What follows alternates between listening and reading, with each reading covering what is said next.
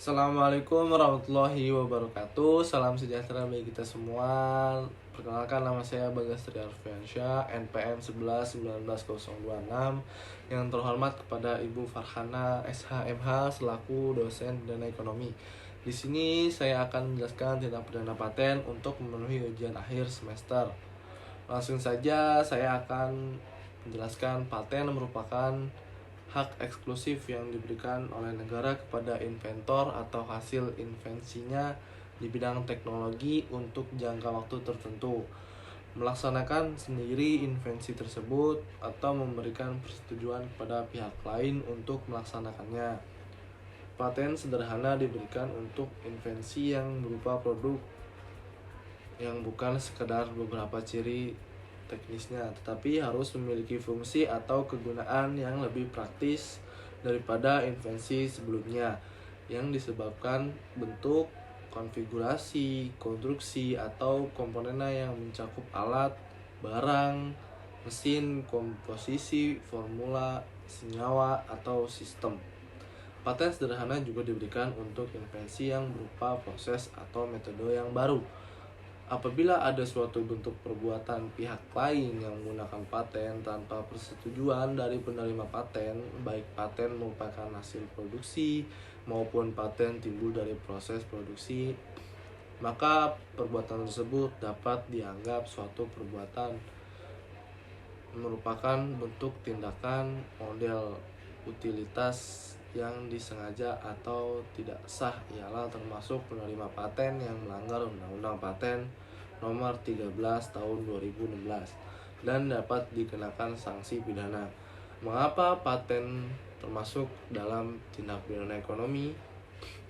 Paten tersebut dalam tindak pidana ekonomi karena memegang paten memiliki hak untuk memberikan lisensi dalam suatu perjanjian, di mana berdasarkan perjanjian tersebut pemegang paten dapat merasakan manfaat ekonomi.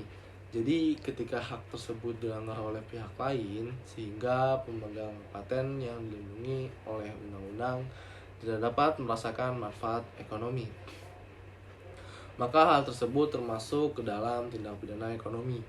Kemudian mengenai unsur-unsur tindak pidana paten, yang pertama adalah kesalahan dengan sengaja.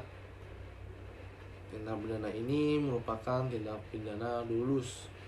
Secara tegas dicantumkan unsur kesalahan bentuk kegiatan kesengajaan. Dalam hal ini dicantumkan unsur sengaja seperti ini, ada dua hal yang perlu dipahami. Yang pertama tentang arti sengaja, dan kedua tentang kemana unsur sengaja itu ditujukan atau diarahkan. Menurut pasal 161, setiap orang yang dengan sengaja dan tanpa hak melakukan perbuatan sebagaimana dimaksud dalam pasal 160 untuk paten dipidana dengan pidana penjara paling lama 4 tahun atau denda paling banyak 1 miliar rupiah.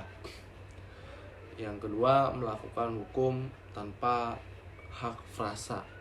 Tanpa hak dalam anak kalimat tanpa hak melakukan perbuatan adalah merupakan unsur melawan hukum.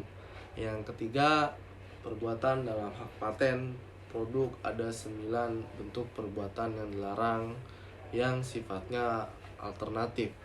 Cukup terbukti salah satu di antara 9 perbuatan. Sebagian dari perbuatan-perbuatan tersebut adalah merupakan perbuatan dalam perjanjian. Misalnya menjual, mengimpor, menyewakan, dan lain-lain. Kemudian untuk objek paten produk adalah produk suatu barang tertentu yang diberikan hak paten. Objek tindak pidana pasal 161 junto pasal 160 huruf A ini ialah barang dihasilkan yang diberi hak paten. Perlindungan hukumnya adalah hak patennya yang sudah barang tertentu sekaligus barang dihasilkan atau diproduksi. Untuk contoh kasusnya dalam melindungi hak paten seperti halnya yang dilakukan Nokia terhadap Lenovo dapat dilakukan oleh pemegang haknya melalui pengadilan niaga.